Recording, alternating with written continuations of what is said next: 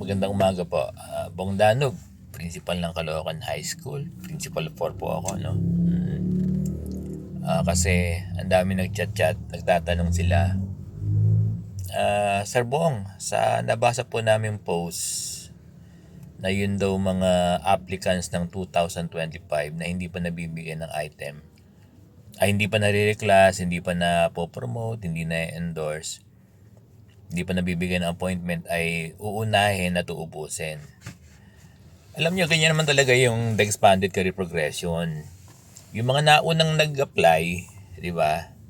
Regardless of the teaching position na ina-plan nila, dapat ubusin muna bago magkaroon ulit ng endorsement na panibago. Kung halimbawa, meron silang applicants na 2026, tapos may mga naunang 2025 applicants under ECP, tama yung sinasabi nyo na dapat unahin muna yung mga nauna. Basta unahin muna yung mga naunang nag-apply. Pwede nating sabihin na yung mga nag-apply, lahat na nag-apply ng 2025 ay dapat ubusin muna sila.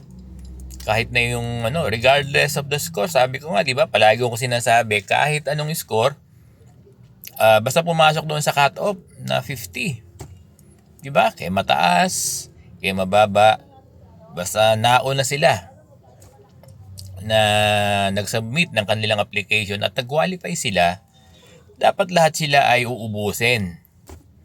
Lahat sila ay i-endorse, Oo, bago mag-endorse ulit ng mga sumusunod sa kanila. Pero take note, hindi naman lahat ng division ay nagkaroon ng nagkaroon ng call, nagkaroon ng memo ng submission ng application for ECP ng 2025. 'Di ba? Katulad dito sa amin sa Caloocan, to my understanding ay 2026 na lang. Kasi nga wala namang budget yung mga division ng 2025, yung karamihan, yung iba. Iilan lang, sa pagkakaunawa ko, hindi naman lahat ng division ay nagkaroon ng budget ng 2025 sa ECP. Kaya hindi sila nagkaroon ng call for submission of application ng kanilang mga guro. Talagang inantay nila yung 2026 na magkaroon sila. Kaya lang no matter what, kay 2025 yung naging budget, kay 2026 yung pumasok na budget ng division, dapat yung policy, maliwanag naman yan sa ECP. Basta yung mga naunang nag-apply, naunang nag-apply regardless of the position. Di ba? Teacher 3, Teacher 4, Teacher 5, Teacher 6, hindi ko lang alam kung may nag-apply ng Teacher 7, Master Teacher 1, Master Teacher 2, Master Teacher 3, Principal 1, Principal 2, Principal 3, di ba? Or Principal 4. So lahat yan na nag-qualify. Ang hindi lang i-endorse ay yung mga disqualified. Pero lahat na nag-qualify, kay bata, kay matanda, although may priority, Ang priority ay yung mga retirable. Oo, nasa ECP yan. Pero matapos silang unahin, dahil malaki pa naman din yung budget, diba? At meron pa naman ding budget yung division, dapat kino-consider na lahat. Oo, lahat. Mas maganda nga dyan, na pwede naman din prorated kada, kada school. Pwede rin naman na ganun. Pero, kahit na kino-consider natin yung discretion ng division superintendent kung sino yung gusto niyang mauna, basta ang bottom line, lahat ng mga nauna ay uubusin.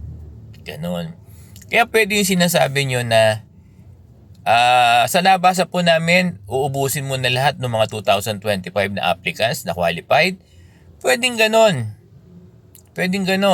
Or, parang doon naman sa mga division na 2026 lang nag-umpisa, so yung mga naunang nag-apply ng 2026, di ba?